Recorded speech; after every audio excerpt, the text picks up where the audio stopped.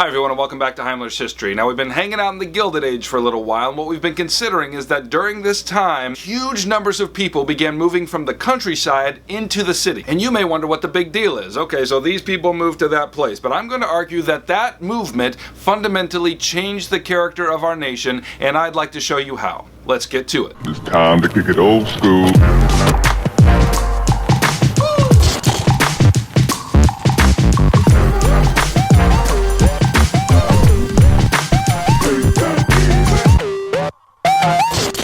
So during this time, Americans became, in large part, city dwellers. In 1860, no city in the entirety of God's green United States could boast more than 1 million inhabitants. But by 1890, New York, Philadelphia, and Chicago had all broken that barrier, and by 1900, New York City was the second largest city in the world, second only to London. And as all these folks began descending on the city, urban planners began building up and out.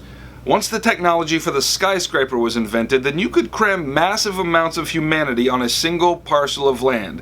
But skyscrapers couldn't hold everyone. In fact, it was during this time that a massive system of suburban dwellings were established, and now people were carted in and out of the city for work on mass transit lines. Now think about all this for a minute. Prior to this, every city was made in the image of the human leg, which is to say that a city had to be designed so that a person, a human being, could reasonably walk everywhere he or she needed to get. But now, with the advent of mass transportation, a city could grow and grow and grow, irrespective of how far a person could walk. And there was also a huge change in how we consumed things. Let's think about it in terms of waste. Country dwellers in general didn't make much waste because they didn't really buy and sell things in packages. And if you had any food scraps, the pigs would eat them, and it was a very sustainable life. But when those people moved to the cities, they could now buy drinks and food and goods in disposable boxes and bottles and bags, and it took a while before we figured out what to do with all that trash. Sanitary facilities couldn't keep up with the massive rise in population,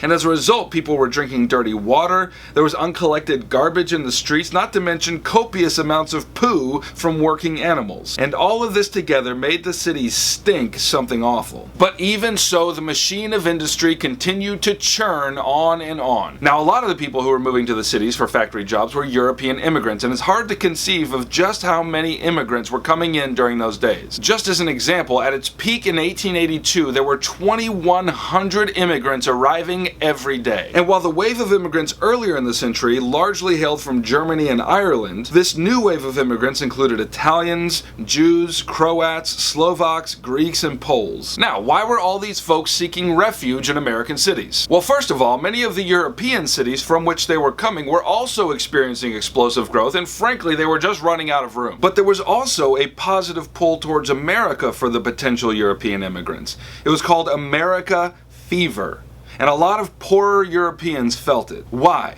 Well, listen to how one Polish immigrant put it in a letter back home. He said, "We eat here every day what we get only for Easter back home." In addition, in America there was no forced conscription into the military, no formalized religious oppression. Not only were they eating well, but there was work in America. So industrialists wanted low-wage laborers, and Western landowners needed more people to buy their land, and all the states wanted more population, and for all of these needs, immigrants were happy to supply themselves. But as it turns out, not everybody was happy about all of these immigrants flooding the American shores. You remember all that nativist backlash that occurred during the first wave of immigration in the 1800s? Well, with this fresh wave of immigrants, the nativist beast woke from its slumber once again. Dear immigrant scum, you make me want to vomit on a baby.